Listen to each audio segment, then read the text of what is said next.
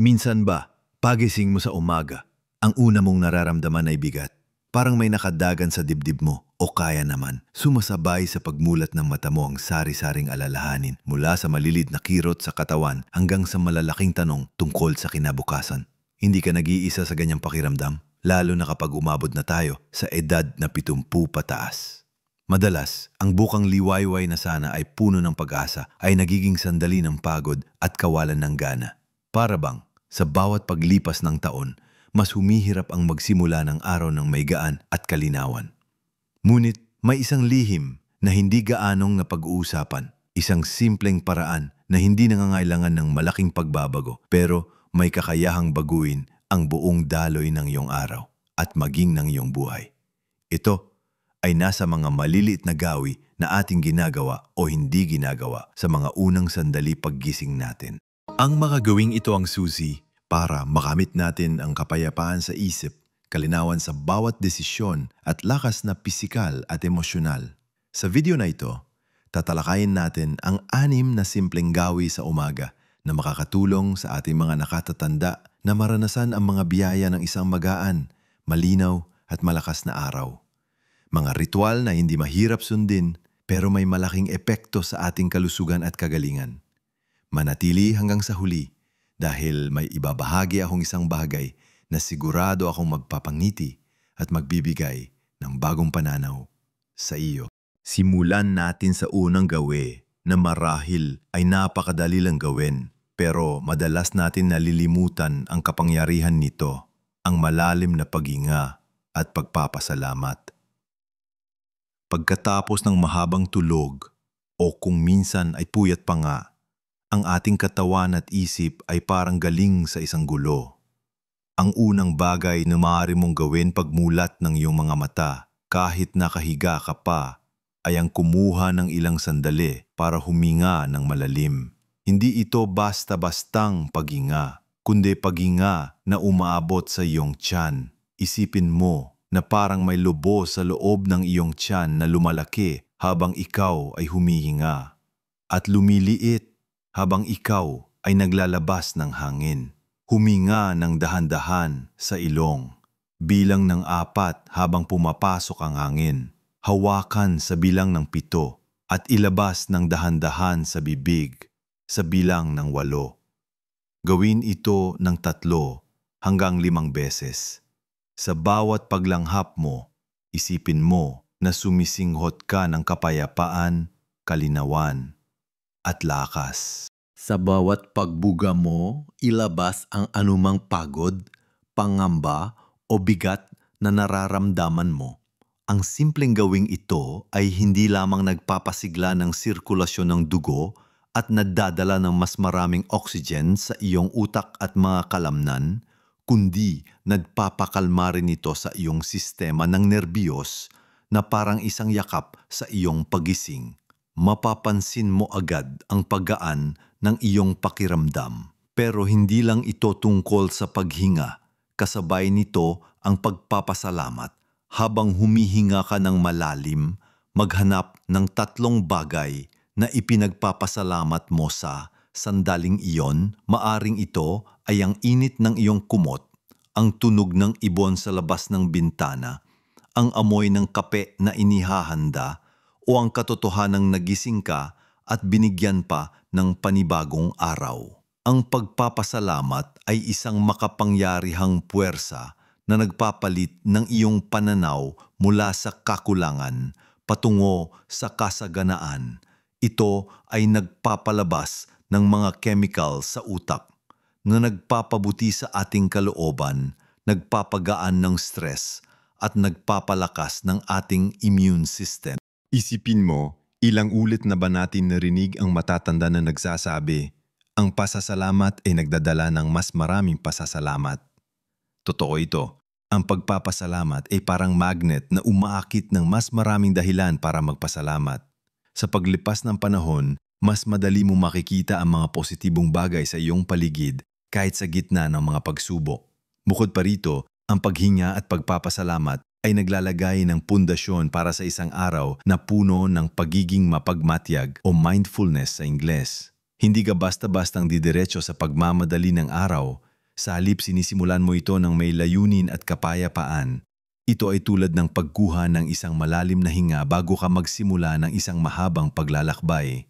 Nagbibigay ito sa iyo ng sandali para i-calibrate ang iyong sarili at siguraduhin na ikaw ay handa sa anumang dumating. Kaya mula bukas, subukan mo ito. Pagmulat ng mata bago bumangon, isara muli sandali, huminga ng malalim at magpasalamat.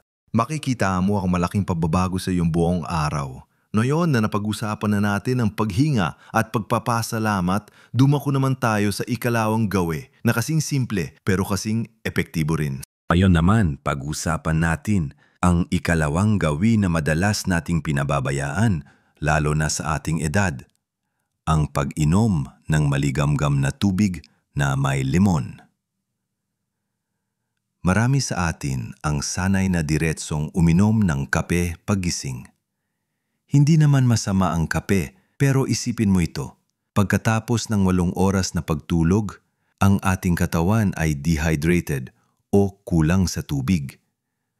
Ang iyong mga organo, lalo na ang iyong kidneys at atay, ay nagtatrabaho ng husto habang ikaw ay natutulog upang maglinis ng iyong sistema. Kaya paggising mo, kailangan nila ng tulong upang maibsan ang mga naipong toxins. Ang pag-inom ng isang basong maligamgam na tubig na may hiwa ng lemon bago pa man dumapo ang anumang pagkain o kape sa iyong bibig ay parang pagbibigay ng isang mainit at nakakapreskong paligo sa iyong panloob na sistema. Hindi lang ito nagre-rehydrate ng iyong katawan, kundi nagpapabilis din ito ng iyong metabolismo at tumutulong sa pagtunaw ng pagkain. Ang lemon, bagamat acidic sa labas, ay nagiging alkaline sa loob ng iyong katawan na nakakatulong sa pagbalanse ng pH level ng iyong dugo. Mayaman din ito sa vitamina C na kilalang napapalakas ng immune system. Napakahalaga para sa atin na nasa 70 pataas, di ba? Nagpapabuti din ito sa kalusugan ng balat, nakakatulong sa paglinis ng bituka at nakakapagalis ng pananakit ng ulo na dulot ng dehydration. Isipin mo ilang beses na ba nating narinig ang lola o nanay natin na nagsasabing, tubig lang ang gamot sa uhaw. Totoo yan at higit pa roon. Ang pag-inom ng maligamgam na tubig ay mas madali para sa katawan na i-absorb kumpara sa malamig na tubig na parang nagbibigay ka ng isang banayad na panggising sa iyong sistema. Hindi ito bigla ang shock, kundi isang masarap na paalala sa iyong mga organo na magsimulang gumana. Para gawin ito, magpainit ka lang ng isang basong tubig, hindi masyadong mainit, hindi rin malamig, sapat lang na maligamgam. Tapos, pisilin mo ang kalahating lemon. Kung wala kang lemon, pwede rin ang kalamansi. O kung wala talaga, plain warm water lang ay malaking tulong na.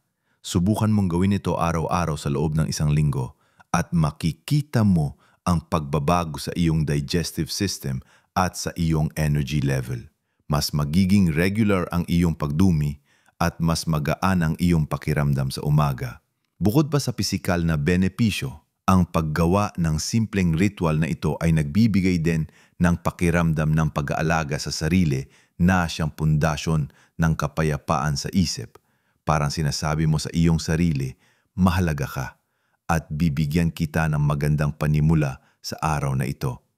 Ang pagbibigay ng ganitong uri ng atensyon sa iyong katawan ay isang paraan ng pagpapahalaga sa sarili na mahalaga para sa ating mental at emotional na kalusugan.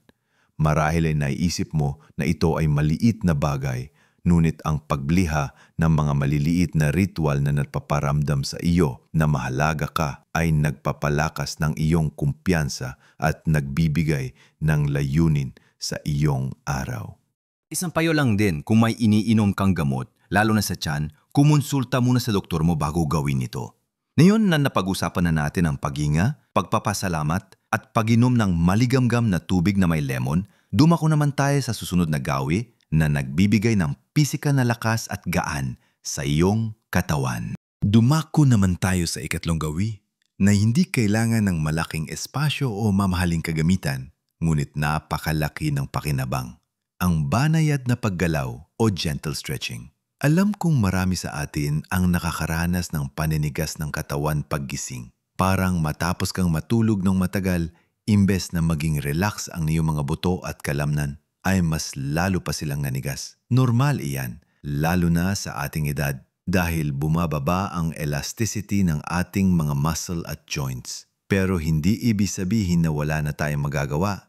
Ang simpleng pag-unat o stretching ay parang pagbibigay ng isang masarap na gising sa bawat parte ng iyong katawan. Hindi ito kailangan na maging matinding ersisyo. Ang layunin ay dahan-dahang imulat ang iyong mga kalamnan at buto sa araw.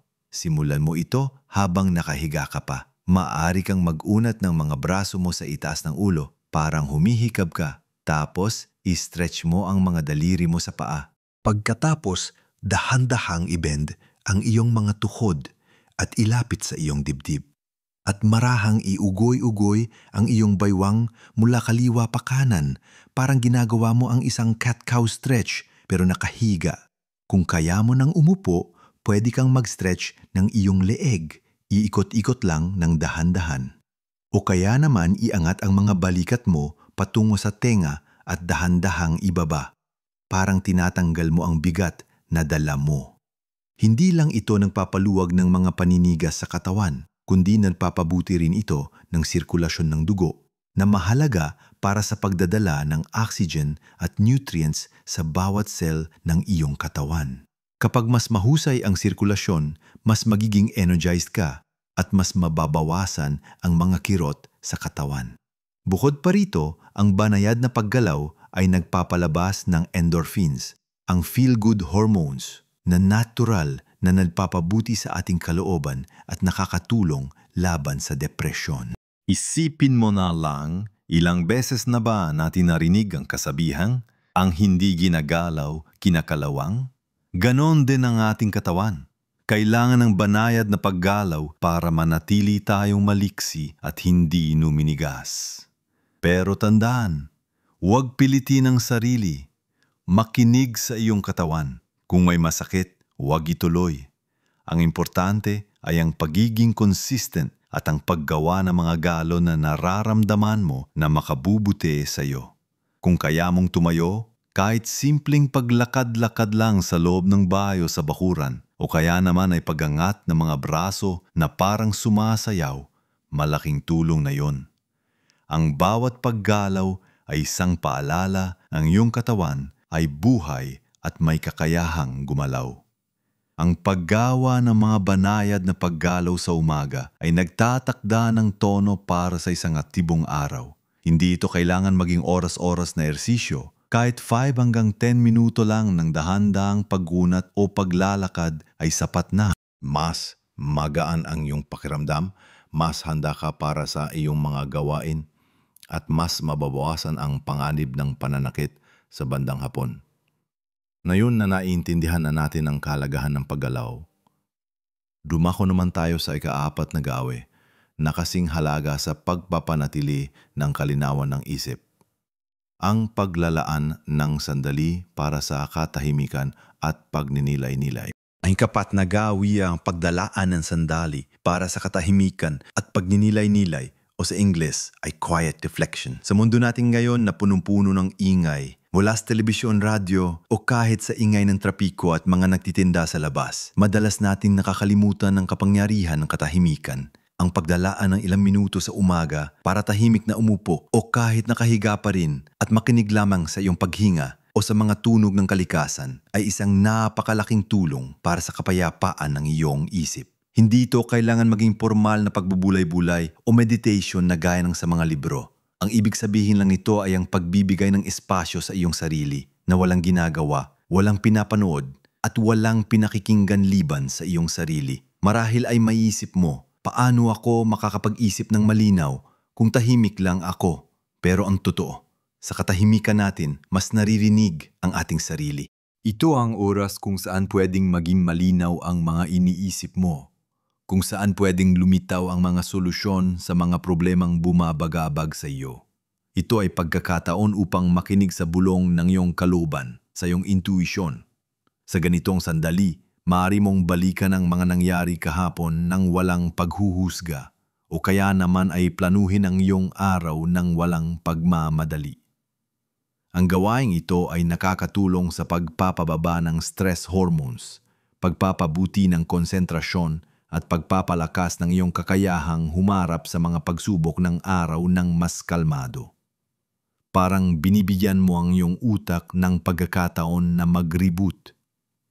Sa ating edad, madalas nating daladala ang sari-saring karanasan, mga alaala, mga alalahanin sa pamilya, sa kalusugan o sa mga darating.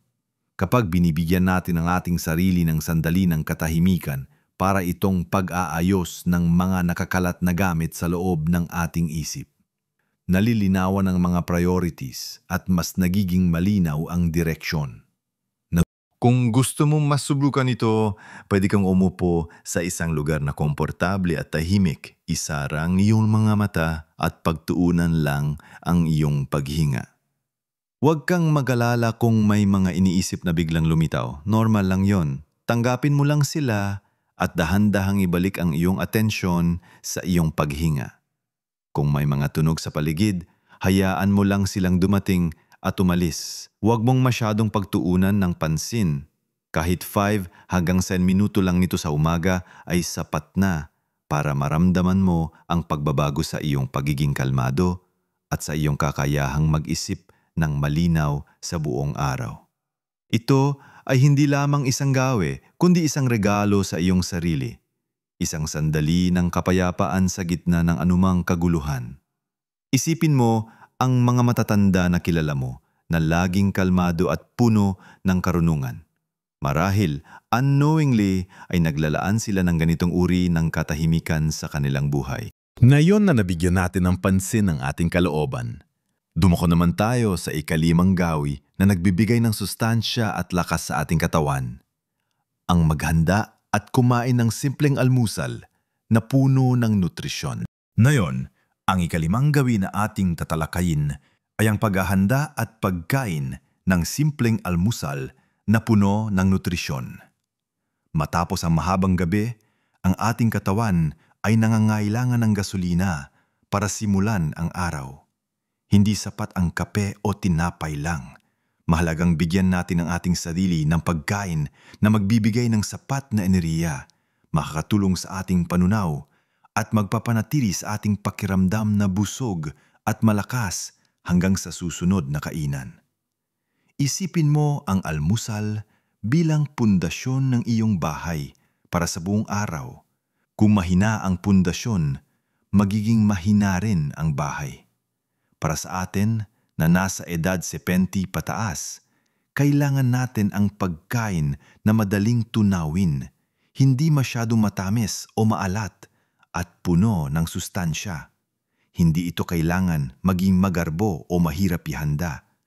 Halimbawa, sa halip na kumain ng pandesal lang na may kape, subukan mong isama ang mga gulay at prutas. Maaari kang magluto ng oatmeal na may kasamang saging o iba pang prutas na seasonal tulad ng mangga kung panahon nito, o kaya naman ay papaya. Ang oatmeal ay mayaman sa fiber na nakakatulong sa panunaw at nagpapababa ng kolesterol. Kung gusto mo naman ng kanin, pwede kang mag-ulam ng sinangag na may itlog at kaunting steamed vegetables tulad ng ampalaya na may itlog o kaya naman ay sayote. Pwede ring lugaw na may manok at luya na nakapagpapainit ng katawan at nakapagpapabuti ng sirkulasyon. Ang mga pagkaing ito ay nagbibigay ng sustained energy o enerhiya na hindi bigla-bigla lang, kundi dahan-dahan at matagal na bumababa, kaya hindi ka bigla-biglang bibitay. Mahalaga rin ang protina para sa ating mga kalamnan. Hindi natin maiwasan ang paghina ng kalamnan habang tumatanda, pero maaari natin itong mapabagal sa pamamagitan ng sapat na protina. Kaya isama sa almusal ang itlog o kaya naman ay kaunting tuyo o daing. Basta hindi masyadong maalat. Ang simpleng pagsisimulaan ng araw na may masustansiyang almusal ay hindi lamang nagpapalakas ng iyong katawan, kundi nagpapabuti rin ng iyong mood at mental clarity. Kapag maayos ang iyong digestion, mas magaan ang iyong pakiramdam. at mas madali kang makakapag-isip. Iwasan ang mga processed foods o pagkain na marami ng dinaanan sa pabrika, pati na rin ang sobrang matatamis na kape o tinapay. Mas maiam ang mga sariwang pagkain na malapit sa kanilang natural na anyo. Ang paglalaan ng oras upang ihanda ang almusal at kainin ito ng dahan-dahan ng walang istorbo ay isa ring gawi ng pag-aalaga sa sarili. Hindi lang ito tungkol sa pagkain, kundi sa pagbibigay ng respeto sa iyong katawan at sa proseso ng pagpapakain nito. Ang bawat subo ay isang pagkakataon upang pasalamatan ang pagkain na iyong kinakain at ang enerhiya na ibinibigay nito sa iyo. Sa pamamagitan nito, mas magiging maayos ang iyong sistema sa buong araw at mas magiging matatag ang iyong kalooban.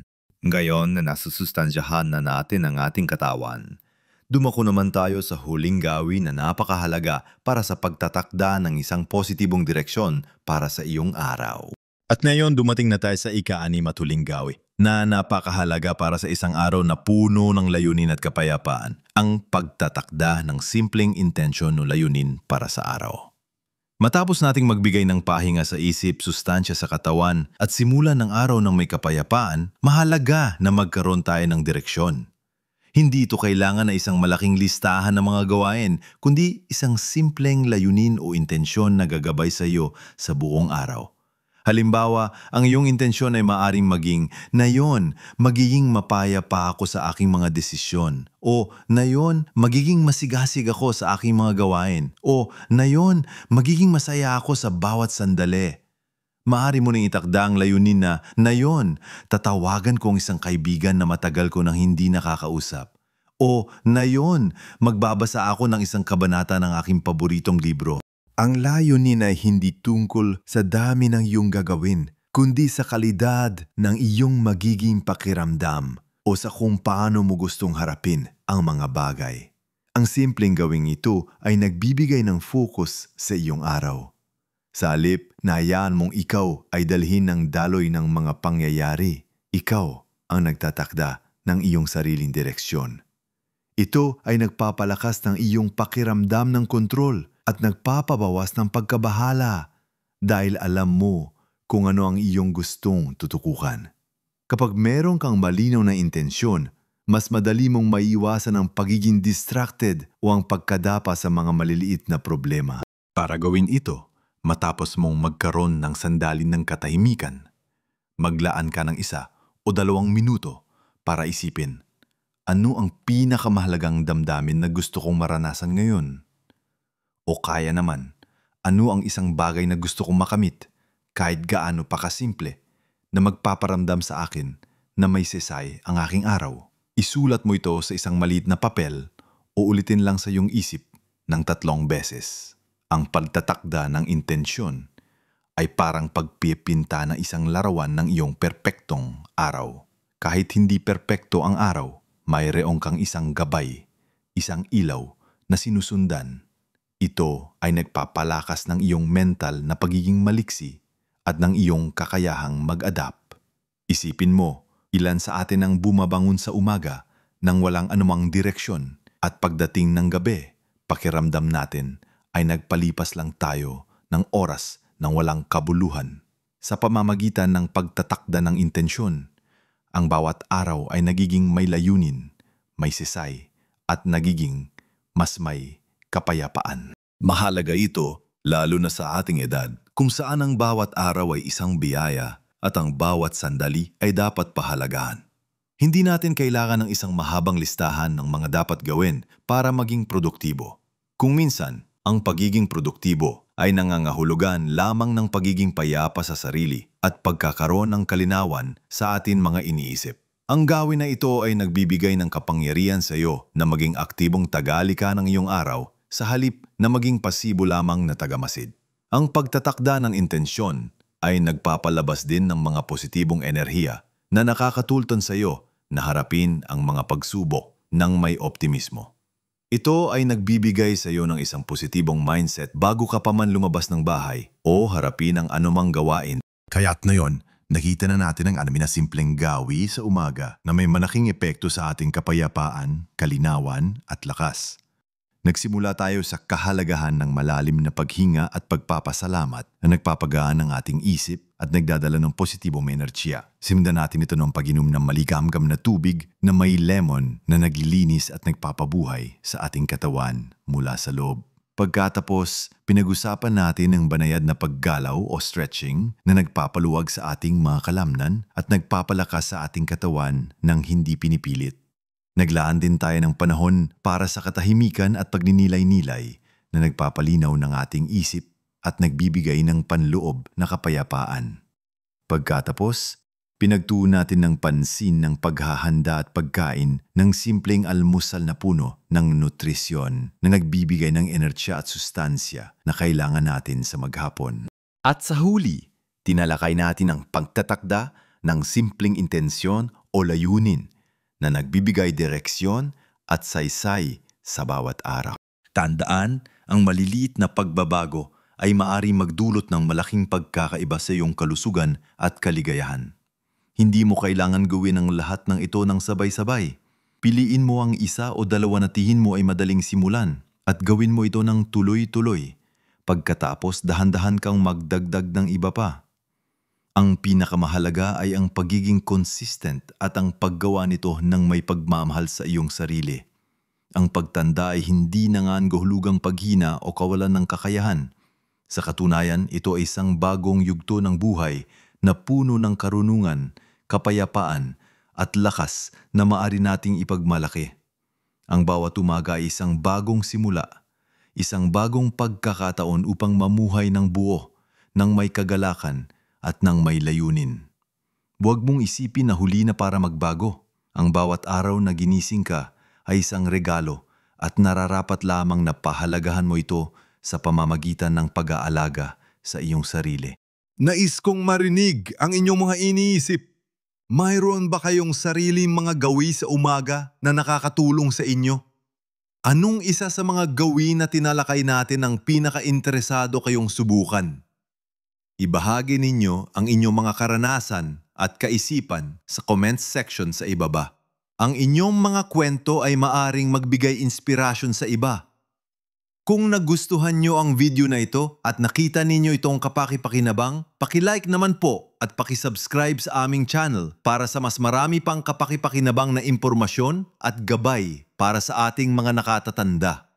Ang inyong suporta ay malaking tulong sa amin upang makapaghatid pa ng mas maraming nilalaman.